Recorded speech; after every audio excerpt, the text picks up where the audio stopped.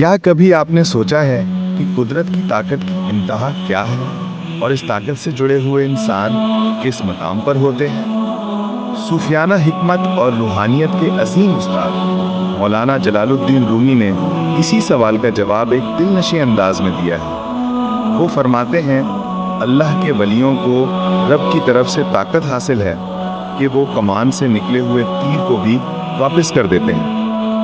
یہ قول صرف ایک حیرت انگیز بات نہیں بلکہ یقین اور کرامت کی گہری حقیقت بیان کرتا ہے۔ کمان سے نکلا ہوا تیر ایک ایسے عمل کی علامت ہے جو ہو چکا ہے، جس کا واپس آنا ناممکن لگتا ہے، لیکن مولانا رومی کہتے ہیں کہ اللہ کی طرف سے جنہیں خاص قرب اور طاقت حاصل ہوتی ہے وہ اللہ کے حکم سے ناممکن کو بھی ممکن بنا دیتے ہیں۔ یہ ان کا اپنا کمال نہیں بلکہ یہ اللہ کی بے پناہ قدرت کا مظہر ہے۔